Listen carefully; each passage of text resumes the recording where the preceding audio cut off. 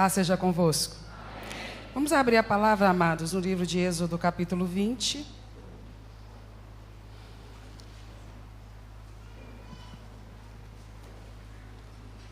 Nós vamos ler os versos 1, 2 e 3.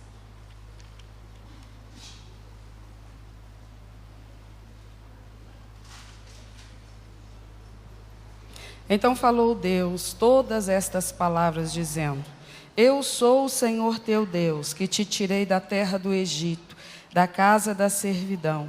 Não terás outros deuses diante de mim. Repetindo, então falou Deus todas estas palavras, dizendo: Eu sou o Senhor teu Deus, que te tirei da terra do Egito, da casa da servidão. Você pode ler o 3? Você pode repetir? Não terás outros deuses diante de mim. Você pode fechar os seus olhos e repetir? Não terás outros deuses diante de mim. Você pode orar comigo? Pai, em nome de Jesus, nós queremos clamar pela palavra nesse momento. A palavra é tua, Senhor. Ela não é de uma denominação, ela não é de uma pessoa. A palavra é tua. Então só o Senhor pode nos dar a palavra. O Senhor já nos deu essa carta maravilhosa que é a Bíblia, mas ela está debaixo de uma inspiração que só pode ser liberada pelo Senhor mesmo. Então é o que nós te pedimos nesta hora. Libera para nós a revelação, ó Deus, desta inspiração. Que nós sejamos hoje visitados de uma maneira especial pelo Espírito que revela a palavra do Senhor, o Espírito do próprio Senhor, o Espírito do próprio Deus, do Deus Todo-Poderoso, que fala ao coração do homem, que alcança o mais profundo do íntimo de uma alma e consegue lhe desvendar os mistérios e as verdades mais profundas e sólidas e absolutas e inalteráveis e inabaláveis que sustentam todo o universo desde toda a eternidade. Eis-nos aqui, Senhor. O que nós somos, Pai? Somos meros homens que hoje estamos de pé e daqui a pouco tombamos, que hoje respiramos, que hoje estamos cheios de nós mesmos e amanhã podemos estar sendo velados, meu Pai. Mas o Senhor, quem o Senhor é? O Senhor é o Deus Todo-Poderoso, que de eternidade a eternidade és o mesmo, Senhor. Reflete a mesma glória, reflete a mesma glória, reflete a mesma glória, uma glória que não se ofusca, uma glória que não se diminui, uma glória intensa, extrema, extraordinária.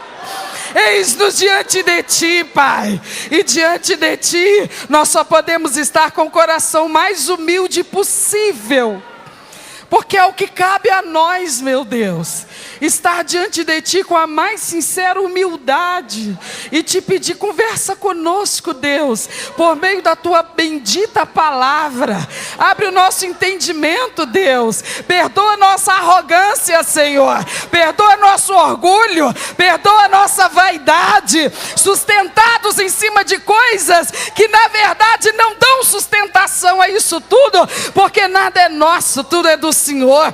Se temos saúde, ela é do Senhor. Se tem dinheiro no nosso bolso, ele é do Senhor.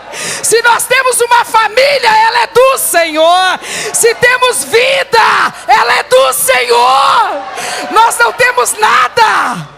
Nós não somos donos de nada, nem de nós mesmos. Nós somos do Senhor. Conscientes disso, Pai, nos aproximamos da palavra nesta noite, deixando de lado todo e qualquer referência que pudesse, Deus, nos credenciar, porque nós poderíamos usá-las diante de outros homens, mas não diante do Senhor, porque o Senhor é tudo, o Senhor governa tudo, Tuas mãos regem o universo, Tuas mãos dominam sobre os céus, Tuas mãos dominam aqui na face da terra, e Tuas mãos dominam o mais profundo inferno. Tuas mãos dominam tudo o que há, porque nenhum trono está acima do Teu. Tu és aquele soberano Deus, que que pela tua infinita misericórdia se revelou a mim, se revelou a nós, pequeninos como somos. O Senhor se deu a isto, o Senhor tem se revelado a nós, e nós te pedimos nesta noite, de novo, fala conosco, Deus. Se revele a nós, Pai, Pai amado, amado da nossa alma. Tu és o amado da nossa alma, Senhor. Tu és o amado da nossa alma. Nós estamos extasiados diante da tua glória, da tua perfeição, da tua santidade, da tua grandeza. O nosso coração te exalta nessa noite. Jesus, Jesus, amado Salvador, Jesus, amado Senhor, nós te exaltamos, engrandecemos o teu nome e te dizemos: tu tens toda a liberdade nesse lugar. Nós estamos aqui por tua causa somente.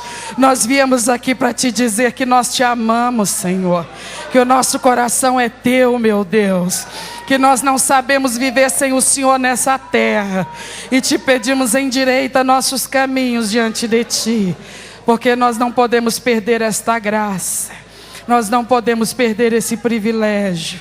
Então usa a palavra mais uma vez, a palavra que nos confronta, mas nos cura também. Então trata conosco por meio dessa perfeita ferramenta, a palavra poderosa do Senhor. Em nome de Jesus, aleluia. Amém, irmãos? Por favor, senta no seu lugar e abra teu coração para a palavra de Deus. Que o Espírito do Senhor nos revele a verdade mais uma vez do Senhor para nossas vidas nessa noite. Irmãos, o texto que nós lemos aqui no Antigo Testamento fala de uma das coisas mais estruturais na experiência de uma pessoa com Deus. Sem essa demonstração, é simplesmente impossível uma pessoa continuar afirmando que ela teve um encontro com Deus, que ela teve uma experiência de conversão. Sem isso que Deus está requerendo do seu povo, nesse texto que nós acabamos de ler. Através de Moisés, ele está conversando com o seu povo do Antigo Testamento, que era todo um país, era toda uma nação, o povo de Israel. E nessas breves palavras que nós acabamos de ler, ele fala muita coisa. Por exemplo, ele está dizendo para aquele povo que aquele tinha sido o povo da sua escolha. Ele tinha tantas outras opções, porque haviam tantos outros povos na face da terra naquele momento, tantas outras nações já organizadas, com território já estabelecido, com exército já formado e treinado, com seus tesouros já conquistados, com toda a sua geografia definida, com os seus costumes estabelecidos, e enfim. Haviam nações já organizadas, quando o Senhor Deus resolve chamar um homem chamado Abraão, e através dele suscitar essa nova nação. E conversa com esse homem chamado Abraão e diz: olha, você vai ser o primeiro de uma nova nação que eu vou formar na face da terra. Você simplesmente vai ser o primeiro, vai ser o pai dessa nação. Nação nenhuma consegue ter esse histórico. Nação nenhuma consegue ir caminhando na sua origem para apontar quem foi o primeiro dela. Mas essa nação vai ter esse diferencial. Nessa nação vai se saber dizer quem foi o primeiro nela. Porque Deus, conversando com Abraão, dizia: eu estou escolhendo você, Abraão, para ser o primeiro dessa nação. Então, a partir de você, todos os que vierem serão integrantes dessa nova nação que eu vou considerar como sendo o meu povo.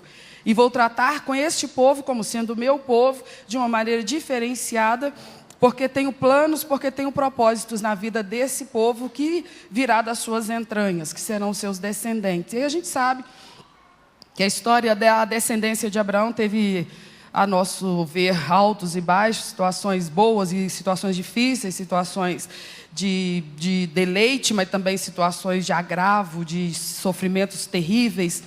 Mas quando a gente encontra esse povo, esses descendentes de Abraão, aqui nesse capítulo 20 de Êxodo, do dia que Deus falou com Abraão até esse momento em que essas palavras são ditas, já haviam se passado alguns séculos. talvez 7 séculos, 6, 7 séculos, não sei, alguma coisa assim.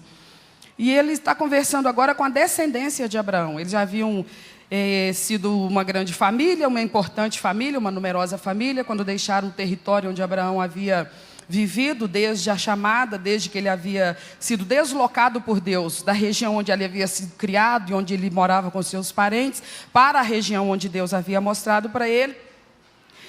Desde que essa família saiu dali e foi morar no Egito, por conta de uma seca e de uma fome, de uma necessidade, na época da história de José do Egito. Então, a família, que era os descendentes de Abraão, chegaram no Egito cerca de 75 almas.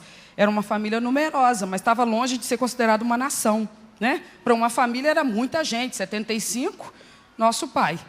Mas para uma nação ainda não podia nem se comparar. Então ficaram ali detidos no Egito cerca de 430 anos, e embora tivessem entrado como visitantes, como convidados, como gente muito benquista e bem recebida, no passar do tempo eles se tornaram escravos e foram tratados como tal, de forma muito humilhante, muito cruel, muito sofrida. E, na verdade, eles nem sequer sonhavam de um dia se livrarem daquela situação, porque realmente não tinha esperança. Era, humanamente falando, impossível que eles conseguissem sair fora daquela situação, daquela circunstância. Mas eles não tinham, talvez, em mente aquilo que havia acontecido séculos atrás, que Deus havia conversado com o ancestral deles, aquele velho Abraão, e lhe tinha feito uma promessa, que aquele povo que sairia das suas entranhas, os seus descendentes, seriam uma nação um dia e seriam considerados a nação de Deus, o povo de Deus na terra, o país eleito por Deus, para, através deles, realizar a obra de Deus na terra, enquanto fosse esse o projeto de Deus na vida deles, dentro do tempo de Deus na história. E acontece que no tempo de Deus, o tempo que aprouve ao Senhor, Deus estabeleceu aquele que seria o libertador do povo daquela escravidão. E Deus levanta esse homem, que era Moisés, aquele que aos nossos olhos talvez fosse a opção menos provável, mas Deus sabe coisas que a gente não sabe, então Ele às vezes nos surpreende por conta disso, porque Ele sabe coisas que a gente não sabe. Então Ele acerta o alvo sempre. Às vezes Ele faz coisas que nos parecem coisas assim inovadoras demais ou extraordinárias, mas está tudo dentro da lógica dele, porque Ele conhece o tempo lá na frente, que nós só vamos conhecer quando esse tempo chegar, mas Ele já sabe todas as coisas. Então Ele prepara Moisés e Ele usa Moisés para libertar aquele povo do cativeiro egípcio. Quando eles estão atravessando o deserto de Parã, depois de saírem finalmente do território egípcio, atravessarem milagrosamente o Mar Vermelho em terra seca e indo na direção da terra que Deus havia prometido a Abraão, Deus então vai começar a colocar diante deles algumas definições de como se conduziria o povo chamado de povo de Deus na terra. Por favor, eu preciso que você olhe para mim e preste bastante atenção. Eles haviam experimentado alguma coisa já do que significava ser povo de Deus na terra. Alguma coisa impactante, alguma coisa impressionante.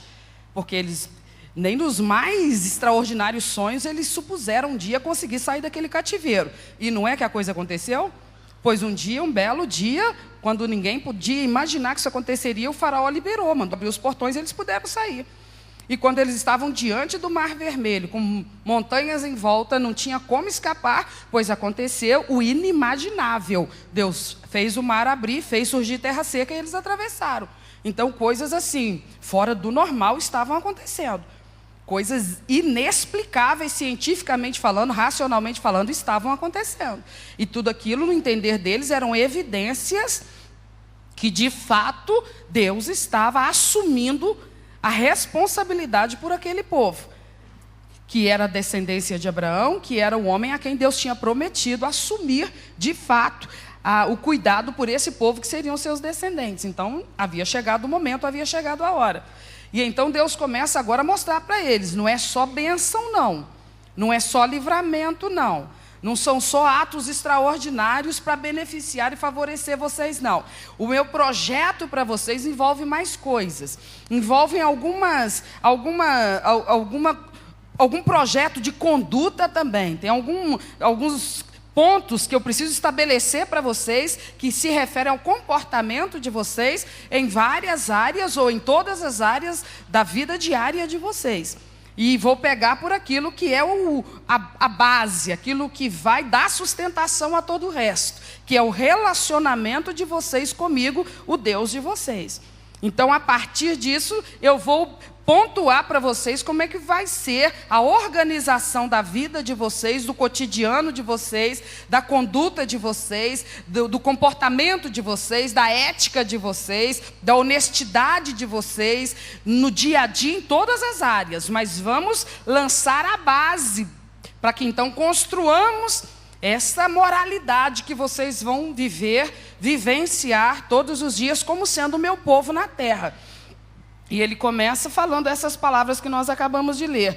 E depois de dizer, e não como quem joga na cara um favor que fez, mas simplesmente chamando-os à reflexão de que aquela era uma aliança com duas pontas. Era uma aliança com dois lados que precisavam ser observados. Eu, enquanto Deus de vocês, estou cumprindo com o meu papel, estou fazendo a minha parte. Era da minha alçada livrá-los do cativeiro egípcio. Eu é que sou Deus e não vocês. Então caberia a mim fazer a favor de vocês coisas que aos seus recursos seriam impossíveis. Eu entrei em ação e eu tirei vocês de lá. Tirei com mão forte. Eu libertei vocês do cativeiro e da vergonha da escravidão. E hoje vocês são livres. Agora eu quero começar a esclarecer para vocês qual é a parte de vocês no acordo. A minha parte no acordo está clara e eu já estou colocando em evidência a que é a minha responsabilidade e que eu não vou fugir a ela. Estou agindo de acordo com aquilo que me comprometi com vocês. Agora preciso de esclarecer tanto quanto possível, para que vocês compreendam aquilo que eu espero de pessoas que são componentes do grupo que eu chamo e reconheço de o meu povo na face da terra. Haverão grandes benefícios para vocês. Haverão proteção, haverão provisões, haverão cuidados, haverão livramentos. Pode clamar, é só clamar. Pode rogar, pode orar, que a vitória vem. Bênção tem, os tesouros são infinitos, a fonte é inesgotável, não há coisa impossível para o seu Deus, ninguém detém, Ele é poderoso, ninguém segura o braço forte do teu Deus. Precisa de socorro, precisa de ajuda, precisa de provisão, precisa de proteção. Tu não estás sozinho na terra, clama o teu Deus te ouve, teu Deus te atende, teu Deus te socorre. Aleluia! E nós sabemos que isso tudo é a mais absoluta verdade, porque nós temos vivido isso todos os dias da nossa vida, porque todos os dias Deus nos abençoa. Não é verdade, irmãos? Todos os dias. Então, ele agora vai começar a colocar para eles. Não serão apenas bênçãos, favores, benefícios, tem também o outro lado da moeda. Vocês têm compromissos. Algumas coisas serão requeridas de vocês, e sem atender a essas coisas, não há relacionamento entre nós. Não haverá relacionamento entre nós. E Deus então parte daquela que é a básica, é a principal, é a primordial, é a prioritária. Por isso que eu te pedi para repetir o versículo de número 3. Ele diz para aquele povo: não terás outros deuses diante de mim.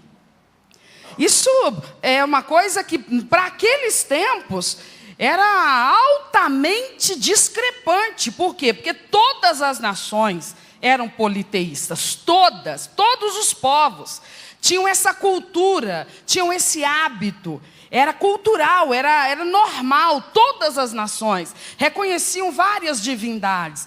Várias personalidades eram reconhecidas como deuses. E por conta disso, lhes ofereciam culto, lhes ofereciam devoção, adoração, altares. Construíam imagens de tudo quando eram artefatos e materiais. Então isso era uma coisa considerada normal. E todas as nações da terra eram politeístas. Eram adoradores de várias divindades. Pois Deus chama aquele povo e diz: de vocês eu vou requerer exclusividade de culto, de adoração, de devoção. De vocês eu exijo e estou requerendo o compromisso de exclusividade, de culto, de devoção, de adoração. Isso significava monoteísmo. Poli, vários. Mono, único. Então os outros eram politeístas, reconheciam vários deuses. Teísmo é Deus, ou Tel é Deus. Então eles eram monoteístas, um único Deus. Era o que eles iriam reconhecer. Só o Deus que os havia tirado da escravidão do Egito. O Deus que, segundo eles conheciam a história, um dia havia conversado com o seu ancestral Abraão. O Deus que eles ainda precisavam conhecer mais profundamente, mas o Deus que eles já precisavam ter bem esclarecido na mente e no coração deles. Esse é o nosso único Deus. Ele é aquele em quem nós precisamos crer, de quem nós precisamos nos aproximar, a quem nós precisamos adorar. Ele é o único que conversou com o nosso pai Abraão. Ele é o que se manifestou para nós, fazendo acontecer o que nenhum outro poderia. Ele é o único Deus que está agora falando conosco e dizendo: vocês serão meu povo, eu serei o seu Deus. Só há essa exigência primeira. Eu quero exclusividade. Senhor, todos os outros povos reconhecem e adoram vários deuses. Tem algum problema se nós formos leais ao Senhor, mas também mantivermos nossa adoração a outras divindades, ainda que saibamos que Tu és maior do que todas as outras? Ele diria: para mim esse modelo não serve. Isso não representa exclusividade. Exclusividade é nenhum outro. Exclusividade de culto e de adoração para o Deus Todo-Poderoso é nenhum outro. Por que Deus está exigindo isso do seu povo? Eu queria que você fosse comigo para Isaías 44:8. Isaías 44:8. Isaías 44:8. Por que Deus está requerendo isso do seu povo? Encontramos. Não vos assombreis, nem temais. Porventura, desde então, não vô-lo fiz ouvir, e não vô-lo anunciei, porque vós sois as minhas testemunhas. Porventura, há outro Deus fora de mim? Não. Não há outra rocha que eu? A pergunta que Deus faz: porventura, há outro Deus fora de mim? E o mesmo Deus responde dizendo: não, não há outra rocha que eu. Tem alguma coisa que exista no universo que seja possível que Deus não conheça, gente? Você acha que existe alguma coisa que Ele possa não conhecer? Então, se existisse outro Deus, Ele conheceria? Então Ele sabe coisas que nós não sabemos. E Ele quis criar o seu povo dentro da verdade.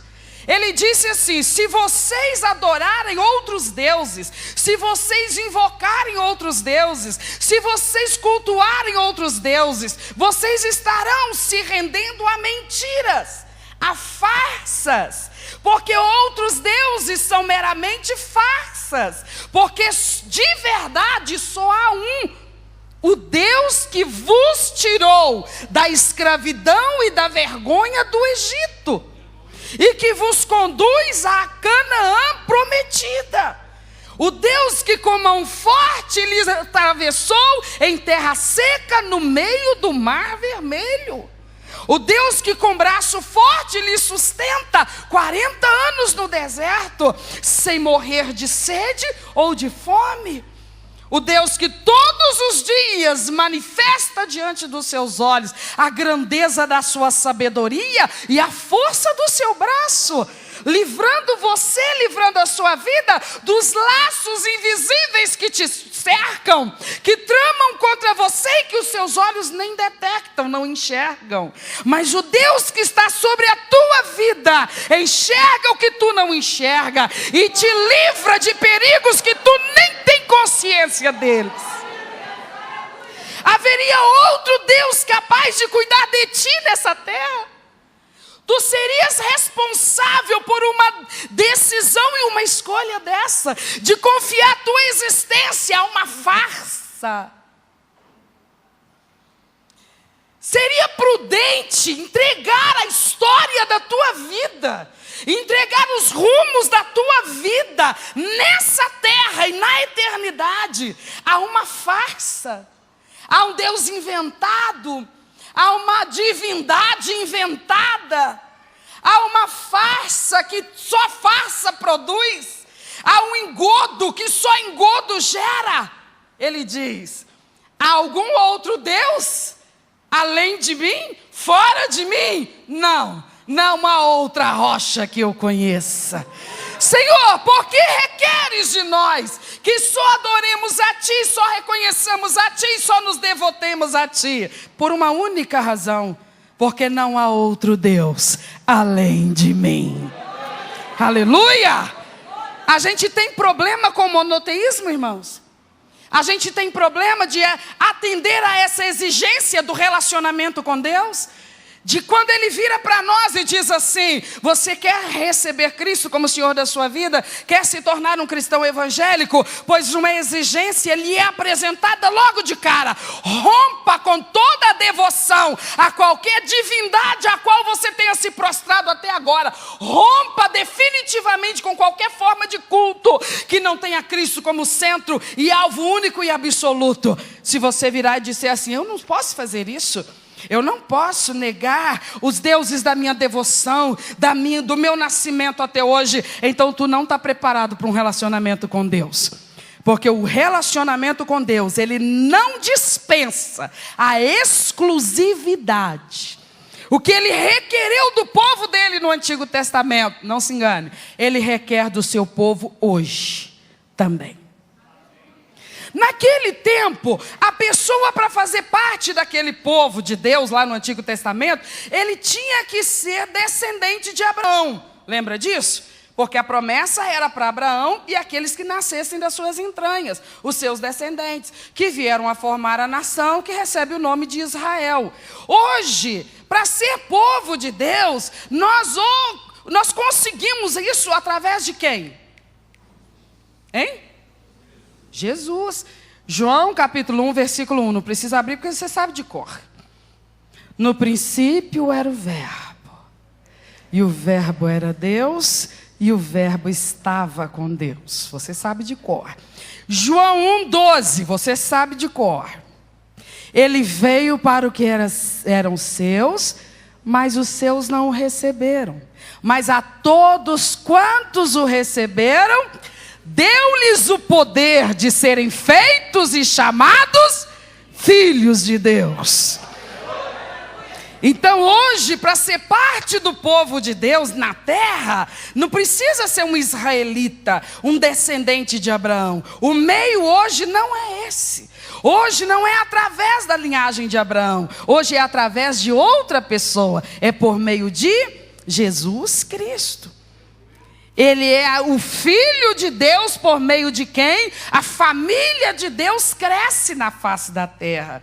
E então não há agora restrições, porque aquele povo de Deus, aqui a partir de Êxodo capítulo 20, eles fecham essa aliança com Deus e aceitam aquelas determinações feitas por Deus, e a partir daí cada criança que ia nascendo de ventre das mulheres israelitas, desde pequenininhas elas aprendiam o monoteísmo: adorará só a Deus, somente a Deus, nenhum outro Deus. Desde pequenininho, aqueles meninos iam crescendo, casavam, ensinavam para os seus filhos, que por sua vez cresciam, casavam, ensinavam para os seus filhos. Então a nação ia se formando dessa maneira, cada família passando a informação para a próxima geração e para a próxima geração.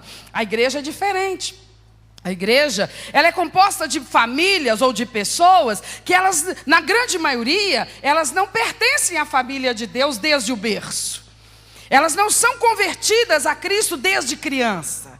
Então, muitas vezes, a gente, quando ingressa na igreja e se torna povo de Deus, nós vimos de uma etapa da nossa vida, que pode ter durado algumas décadas, em que nós cultuávamos outros deuses. Reverenciávamos datas especiais e feriados especiais de devoção a esses deuses, a essas divindades. Acreditávamos a eles bênçãos que nós tínhamos recebido. Dávamos o nome deles aos nossos filhos. Nós vivíamos em adoração e veneração a imagens esculpidas em homenagens a essas divindades. Então isso fazia parte da nossa rotina de culto, de devoção e de adoração. Mas nós tivemos a graça de ser alcançados pelo Evangelho. E então foi nos oferecida a oportunidade de nos render ao verdadeiro cristianismo. E esse momento estabeleceu um relacionamento entre nós e o Deus Criador. Nesse momento, Ele entrou na história da nossa vida e nos resgatou de um cativeiro de ignorância. Mas Ele estabeleceu normas para esse relacionamento. E a norma precisa estar clara na nossa mente. Ele requer essa exclusividade da igreja. A todos quantos o receberam, deu-lhes o poder de serem feitos e chamados filhos de Deus, aos que creem no seu nome. Nós que o recebemos, recebemos quem? Jesus como Senhor da nossa vida. Nós agora somos o povo de Deus na terra. E de nós o Senhor Deus requer exclusividade. Então, quando as pessoas falam assim, mas os crentes implicam com esse tipo de culto, os crentes implicam com esse tipo de devoção, não é questão de implicância, é questão de estudar a Bíblia. Porque se aqueles que dizem que nós meramente implicamos, abrissem a Bíblia que está na mão deles, eles mesmos despertariam para entender que quem de fato quer ter um relacionamento com aquele que é o único Deus verdadeiro, precisa estar preparado para renunciar a cultos e a divindades outras e fechar um pacto e uma aliança de uma fé monoteísta. Só Deus, só um Deus, só Jesus, só um, nada mais, só um, só Ele, nada mais. A quem nós adoramos? Só a Deus. A quem nós invocamos? Só a Deus. A quem nós reconhecemos? Só a Deus. Por meio de quem nós chegamos ao Pai? Por meio de um só. Por meio de um só. E o nome dele é Jesus, o Cristo, o Salvador, o bendito Filho de Deus. Aquele que, para a glória do Pai, nos constituiu o povo de Deus na face da terra. Aleluia! Eu quero ver um texto com você que está em Apocalipse. Capítulo 5.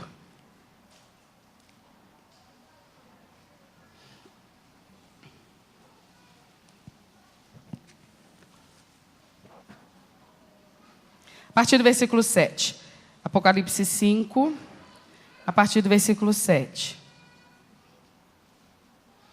E veio e tomou o livro da destra do que estava sentado no trono. E havendo tomado o livro, os 4 animais e os 24 anciãos prostraram-se diante do Cordeiro. Diante de quem? Quem que é o Cordeiro? Tendo todos eles harpas e salvas de ouro, cheias de incenso, que são as orações dos santos. E cantavam um novo cântico, dizendo: digno és de tomar o livro, de abrir os seus selos, porque fostes morto. E com teu sangue compraste para Deus homens de toda a tribo, língua, povo e nação. E para o nosso Deus os fizeste reis, sacerdotes, e eles reinarão sobre a terra. E olhei e ouvi a voz de muitos anjos ao redor do trono, dos animais, dos anciãos, e era o número deles milhões de milhões e milhares de milhares, que com grande voz diziam: digno é o Cordeiro que foi morto de receber o poder, riqueza, sabedoria, força, honra, glória e ações de graças. E ouvi toda criatura que está no céu, na terra e debaixo da terra, e que está no mar, e a todas as coisas que neles há, dizer ao que está assentado sobre o trono e ao Cordeiro sejam dadas ações de graças e honra e glória e poder. Para quando? Todo sempre. Então a quem nós devemos adorar? A Deus o Pai e ao Cordeiro de Deus, Jesus Cristo, que nos fez povo de Deus na face da terra. Ficou claro, irmãos? Amém? Então eu creio que nós entendemos essa parte da ministração dessa noite. O nosso relacionamento com Deus requer, exige, impõe a nossa adoração exclusiva ao nosso Deus. Isso é uma das definições de monoteísmo. Um só Deus, o único Deus. Olhe para mim, por favor. Agora eu quero te perguntar o que você acha. Você acha que a igreja, o povo de Deus na face da terra, segundo o que nós temos visto na nossa geração, nós conseguimos atender a Deus nesse requisito? Ele requer de nós esse monoteísmo. Assim, em linhas gerais, nós temos conseguido ser monoteístas? Nós, geralmente, quando nos convertemos, nós entendemos isso, e se há algum altar na nossa casa, nós nos desfazemos dele. Se há imagens, se há oratórias, nós nos desfazemos deles. Isso tem acontecido? Amém? Se existem figuras, retratos, imagens, fotografias lá, nós desfazemos dessas coisas. Isso não tem acontecido, irmãos? Então, nesse sentido, eu quero crer que, se não a totalidade, mas a grande maioria dos que se convertem atendem essa exigência da conversão e do ser integrado ao povo de Deus. Nesse particular. Mas é importante nós ressaltarmos que nesse momento do relacionamento de Deus com o seu povo, que é a igreja na terra, esse relacionamento, ele implica em um pouco mais do que apenas isso, desfazer-nos de objetos de culto e de adoração a outros deuses e a outras divindades. Nós precisamos estar atentos, porque existem outras coisas que também podem ter alguma rivalidade na nossa vida com essa pessoa magnífica que deve receber toda a nossa adoração, toda a nossa devoção, que é Jesus Cristo, que é o nosso Deus. Qual que é o grande maior desafio da vida cristã nos dias de hoje? Qual que é a grande maior dificuldade da vida cristã nos dias de hoje? Talvez alguém me respondesse e dissesse assim: pastora, a grande dificuldade é vencer os pecados sexuais. Pois ainda que eu reconheça que eles sejam um grande empecilho para o crescimento espiritual de uma grande parcela dos que se dizem evangélicos hoje, eu ainda vou te falar que eu não acredito que esse seja o maior impedimento. Então qual seria a grande dificuldade para as pessoas serem intensamente voltadas a Deus nos dias de hoje? Os vícios. Tem pessoas se debatendo com eles ainda, sabem que precisam se libertar, se livrar e finalmente virar essa página na sua vida. E às vezes tentam, e às vezes tem algumas quedas, alguns deslizes, voltam, tem recaídas. Vício é um problema muito sério, um problema gravíssimo, porque além das implicações espirituais, tem as implicações orgânicas. As células do corpo, elas simplesmente se viciam nas substâncias daquelas coisas. E então não é tão simples assim, realmente é complicado mesmo. Então eu sei que é difícil se livrar disso, mas eu ainda não diria que isso seria o problema mais sério, a dificuldade mais séria. O que seria o grande problema? Qual que seria a grande dificuldade? A grande dificuldade seria talvez a comunhão congregacional. Às vezes a pessoa, ela realmente ama Jesus, ela ama Deus, ela sabe que o caminho é esse, mas ela tem tanto trauma da convivência congregacional, ela já foi tão ferida, ela também feriu, mas isso não machucou ela, né? O que machucou ela foi o que feriram ela. Onde ela feriu os outros, ela não sofre por causa disso. Ela só sofre pelo que o outro feriu a ela, mas deixa isso para outro dia. Então ela pensa assim: não, eu não consigo ficar na igreja, eu sei que eu tinha que ficar, mas eu não consigo ficar. Ela guarda mágoa, ela guarda ressentimentos, ela não supera, ela não passa por cima, ela não deixa o passado no passado.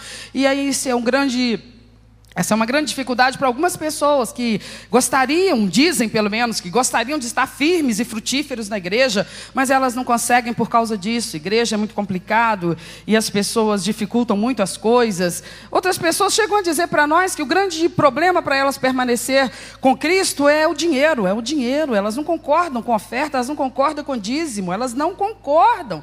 Não adianta, elas querem que você senta com elas e explica para elas onde é que está escrito no Novo Testamento que tem que dar o dízimo, entendeu? Elas não querem que explique mais nada para elas, o problema delas é só o dinheiro. Então elas querem que você mostre um versículo no Novo Testamento que fala assim, tem que dar 10% do que você ganha. Então, quando você mostrar para elas ficam quietas na igreja, porque elas são revoltadas com o dízimo. Então elas, não adianta, elas precisam buscar essa informação, e eu não tenho esse texto no Novo Testamento para dar para elas. Eu tenho no Novo Testamento vários textos que falam que agora eu vivo no período da graça, que a graça ela me oferece muito mais do que a lei me oferecia, e aquele a quem muito é dado também muito é cobrado, e que se na lei eu tinha que dar 10%, na graça eu deveria dar até mais do que isso, e que a graça requer que eu dê não só o meu dinheiro, mas também que eu dê o meu dinheiro com alegria, que eu dê o meu dinheiro com regularidade, que eu dê o meu dinheiro de todo o meu coração. A graça requer muito mais coisa do que a lei, mas larga isso para lá. A pessoa, ela vai colocar tanta coisa, ela vai dizer, olha, eu não fico por causa disso, eu não fico por causa daquilo. Cada um vai ter sua justificativa. Mas você sabe qual que é a razão principal? Porque as pessoas, elas não conseguem manter o seu relacionamento com Cristo, ou aprofundar esse relacionamento com Cristo. Essas desculpas todas prevalecem por uma única razão. É porque elas, embora tenham, no ato da conversão, se desfeito de todas aquelas bugigangas que equivaliam seus momentos de adoração a outros deuses, a outras divindades, elas se desfizeram de tudo aquilo, então parece que elas cultuam ao único Deus, mas na verdade, Jesus não está em primeiro lugar na vida dessas pessoas. Esse é o maior desafio na vida do crente. É que Jesus esteja em primeiro lugar no nosso coração. Se Ele for o primeiro, nada será difícil para nós. Nada que Ele requerer de nós será difícil para nós. Absolutamente nada que Ele requerer de nós será difícil para nós. Se o nosso relacionamento com Ele, nossa intimidade com Ele, nossa comunhão com Ele, nossa proximidade com Ele for a coisa mais cara que nós tivermos, nada que Ele requerer de nós será, a nosso ver, penoso, difícil. Nós estaremos dispostos a tudo e a qualquer coisa para não perdermos a intensidade da nossa vida de comunhão e de intimidade com Deus. Tem gente que nem sabe do que eu estou falando, porque nunca chegou nesse nível. Nunca chegou, nunca atingiu esse nível. Tem gente que está na igreja há décadas e nunca experimentou isso de que eu estou te falando. O que é realmente, sabe, ter Deus na vida. Porque uma coisa é você estar no engano, servindo a vários deuses que deuses não são. E outra coisa é você estar sem Deus nenhum. Você abriu mão daqueles que são uma farsa, então eles você já não invoca mais. Mas você também não tem aquele que é o verdadeiro. Ou só tem da boca para fora. Ele não está enchendo a sua alma, ele não está ocupando os seus pensamentos, ele não está sendo o Senhor e possuidor do seu coração. São poucas as pessoas na face da terra que estão absolutamente rendidas a Jesus Cristo e vivendo um intenso relacionamento com Cristo, meus irmãos. Você sabe o que está acontecendo na terra hoje? Um monte de gente que está recebendo muitas bênçãos de Deus, mas estão tão satisfeitas com essas bênçãos. Por exemplo, tem pessoas que estão recebendo de Deus as bênçãos de uma família abençoada. A família era aquela tribulação, era aquele desajuste, era aquela confusão. Aí veio para a igreja, conheceu Jesus, veio para a presença de Deus, começou a buscar por uma família em paz, uma família tranquila. E Deus está fazendo a obra, a família está tranquila, está em paz, mas a pessoa continua vazia de Deus. O que ela veio buscar foi só isso, ela veio buscar uma família sossegada, porque ela só queria aquilo que era para o seu conforto, ela só queria parar de ter dor de cabeça, com uma família que estava botando os cabelos dela ficar branco antes da hora. Ela só queria sossego. Ela só queria um marido que parasse de perturbar, uma esposa que parasse de ser chata, filho que parasse de dar preocupação, pais que parassem de pegar no pé. Era só isso, era para ter mais tranquilidade para viver. E conseguiu, e está de bom tamanho. Mas continua vazio da experiência íntima da presença do Espírito de Deus na sua alma. Às vezes a pessoa veio para a presença do Senhor e estava doente. E é tão ruim ficar doente, né? É horrível. Você sente toda a sua fragilidade na hora que a doença chega. Aí pronto, a gente desce do pedestal. A gente se lembra que a gente é pó nessa hora. Porque aí a gente para de achar que é o tal. A gente pensa, meu Deus, eu posso estar com o pé na cova e não estou sabendo. Né? E a gente vai planejando tanta coisa e não imagina que um mosquitinho sem vergonha vem, morde a gente e a gente, daí uma semana pode estar morto. Deus nos perdoe e nos livre, né? E joga essa praga para longe de nós. Mas a gente busca em Deus a saúde, porque a gente precisa ter saúde, precisa trabalhar, precisa cuidar das nossas coisas, das pessoas que a gente ama. E como a gente pede, como a gente clama, e como a gente tem fé, e como a gente busca. E Ele nos ouve, nos atende, nos concede. A gente fica tão feliz quando Deus nos cura, não é, gente? Quantas pessoas têm sido recentemente curadas pelo Senhor?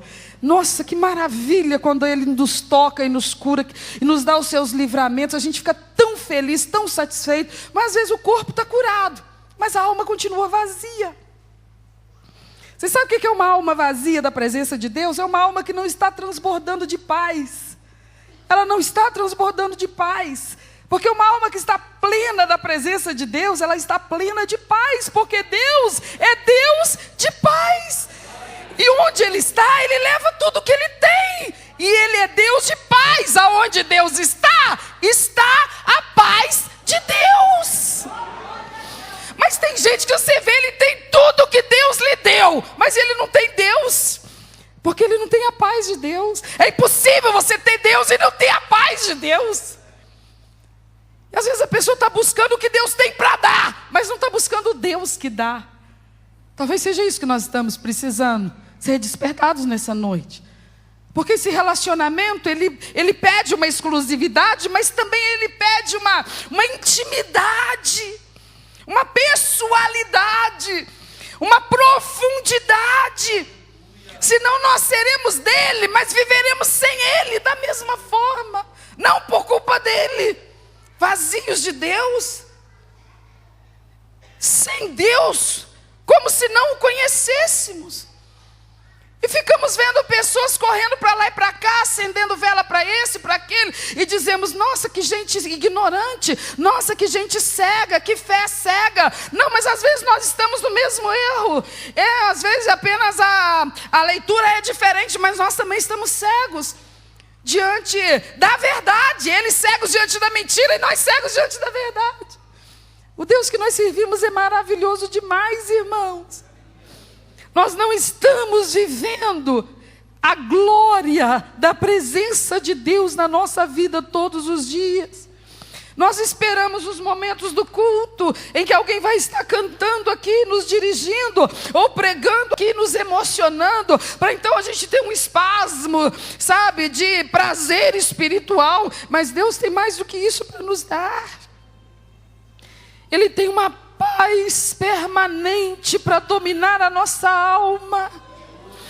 Ele tem uma alegria que pode dominar a nossa vida de uma tal maneira que nós não vamos ficar em crise. Sabe o que é entrar em crise? É como as pessoas vivem, saem de uma e entram em outra, saem de uma e entram em outra.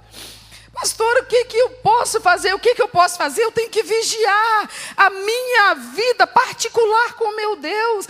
Eu tenho que observar o que está se interpondo entre mim e o meu Deus. O que está impedindo essa minha intimidade mais aprofundada com o meu Deus. Porque às vezes a gente fala, mas fala com quem não vai resolver nosso problema. Nós deveríamos orar mais. Nós deveríamos buscar mais a face do nosso Deus. Nós deveríamos ser mais voltados para a oração. E eu não estou te falando de ajuntamentos de oração, porque tem gente que não perde um culto de oração, mas isso não significa, pode não significar espiritualidade, gente. Tem gente que não perde um culto na igreja, mas ele pode ser tão vazio quanto um que só vem uma vez no mês.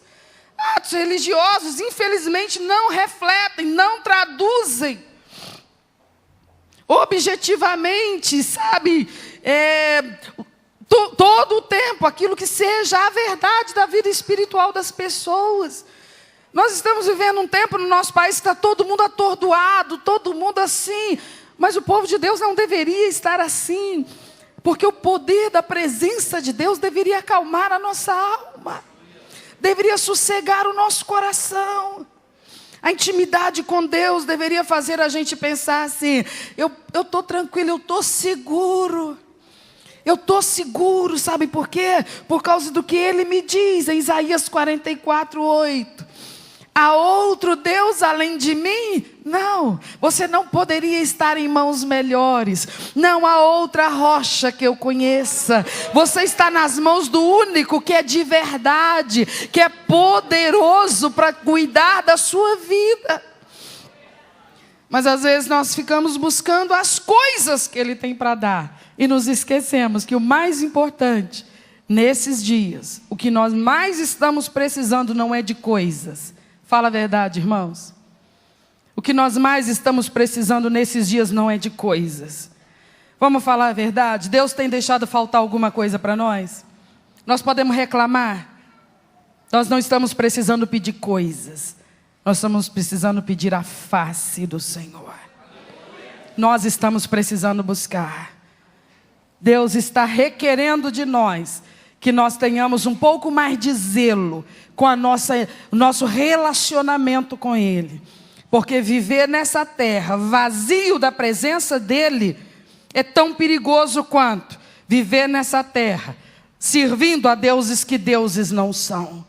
A pessoa fica tão entregue a si mesma, aos seus desesperos, às suas demandas, às quais ela não dá conta, e ela vai se tornando uma pessoa que ela vai exigindo cada vez mais de outras pessoas. Cada vez mais de outras pessoas. Ela vai cobrando cada vez mais de outras pessoas. E ela vai se frustrando cada vez mais com as outras pessoas. Porque ela requer das outras pessoas aquilo que as pessoas não são deuses. Quem poderia lhe dar? Só um, mas aquele ela não quer buscar. Nós estamos desperdiçando fôlego e saliva buscando pessoas quando nós deveríamos estar escolhendo esse tempo da nossa vida para dizer: Senhor, dentre tudo que eu priorizo, eu quero é Deus. E isso significa o quê? Significa que eu vou estar na igreja de segunda a segunda. Se eu for um aposentado, eu posso fazer isso, porque eu não tenho mais criança pequena para cuidar. Se eu for um aposentado, um homem, então melhor ainda, que nem um copo eu lavo dentro de casa. Lá vou eu. Se eu for um aposentado com saúde, então. Mas todos nós podemos fazer isso, irmãos? Estar na igreja de segunda a segunda? Não, nós não podemos. Mas eu dependo de estar na igreja para estar na presença de Deus. Você sabe o que é você ter esse acesso de poder todo dia estar na presença de Deus? Porque Jesus falou isso. Ele falou assim: entra no teu quarto, fecha a tua porta, dobra teu joelho, e o teu pai que te vê em oculto, ele te ouvirá.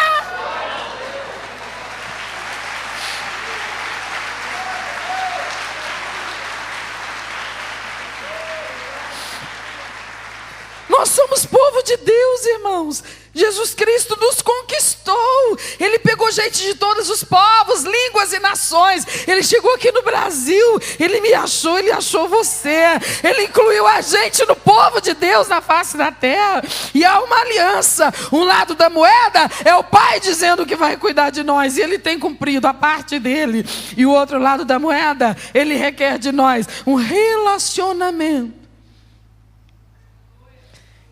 que requer essa exclusividade, que é mais do que eliminar os outros deuses. É também nos apegar a esse Deus. Porque os outros deuses eram de coisas frias, era gesso, era ouro, era prata, era bronze, sei lá o quê. Você tocava, aquilo era frio, era gelado, eram materiais, eram artefatos que não tinham vida. Mas o nosso Deus é um Deus vivo. É um Deus que fala, é um Deus que ama. Ele é um Deus que ama.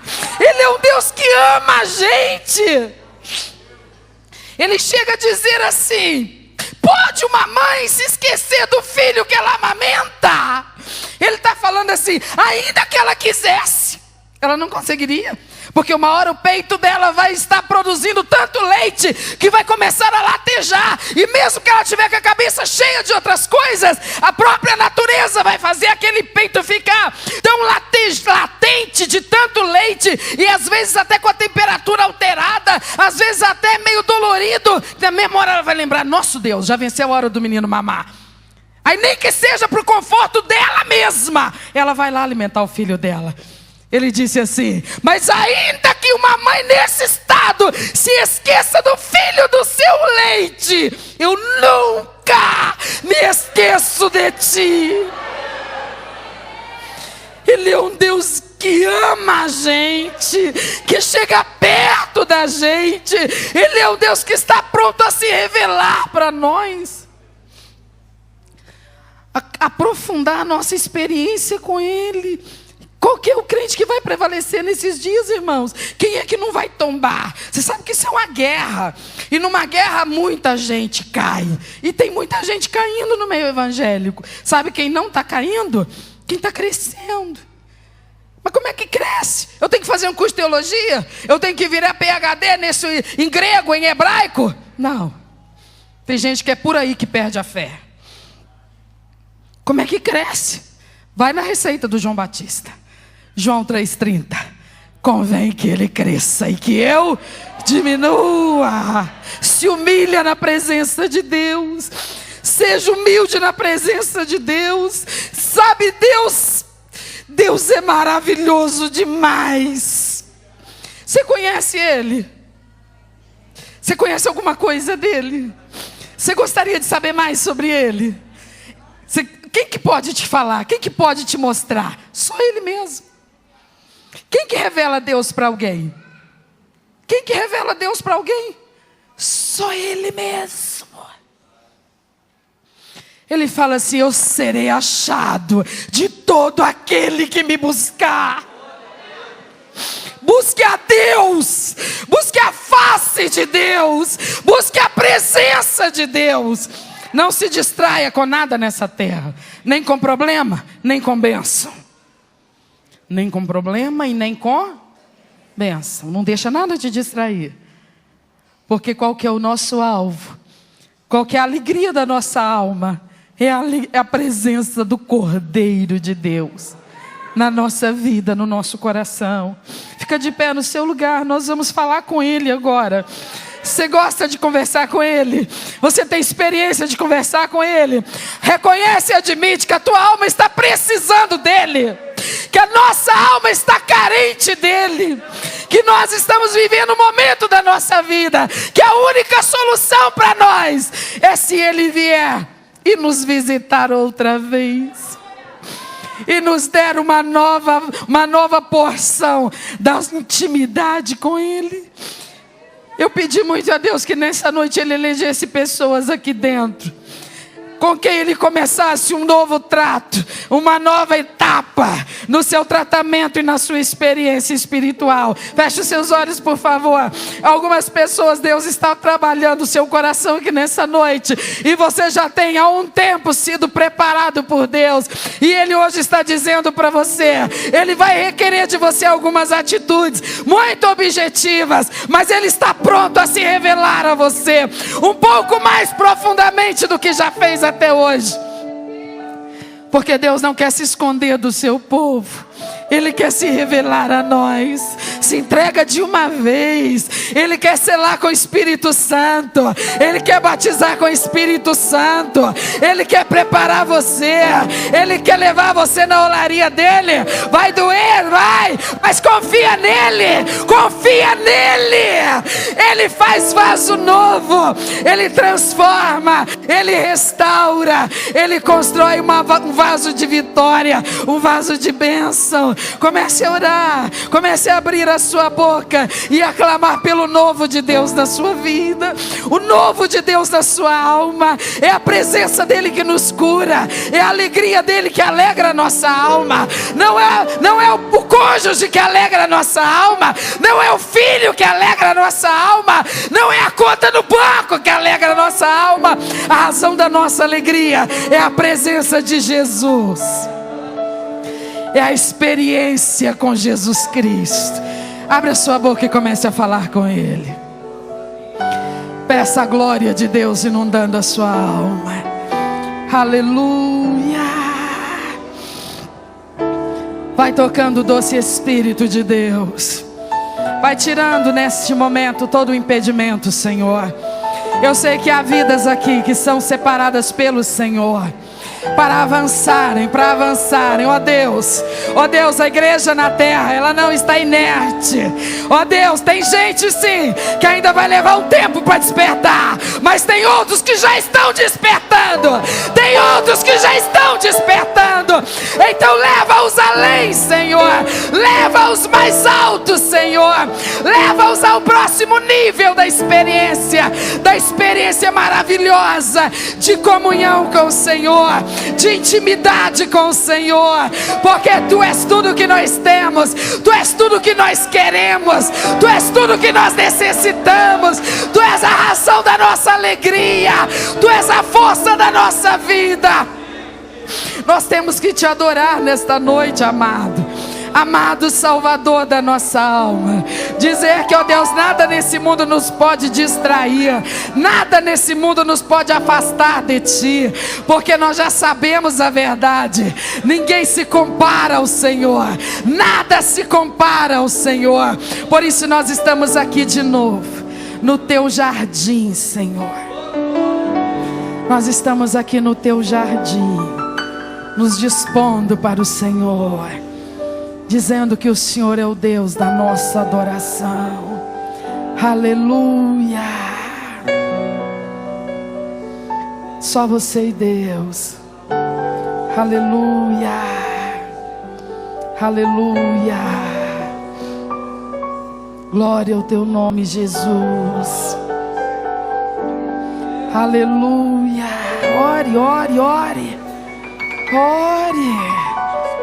Você e Deus, busque a face do Senhor. Busque a face do Senhor. Oh, doce Espírito de Deus. Tem mulheres aqui, Senhor, que precisam do toque da Tua mão. E é o Teu toque que vai curar e vai restaurar. Oh Deus, tem homens aqui nesta noite que são vasos escolhidos do Senhor, que tem chamado, que tem um ministério, que tem uma obra grande, que o Senhor tem para realizar na vida desses Teus servos. Então eu Te peço nesta noite, Deus, atua de uma tal maneira, amado Senhor, que seja restaurado no coração do Teu povo a alegria por servir ao Senhor, por estarem na presença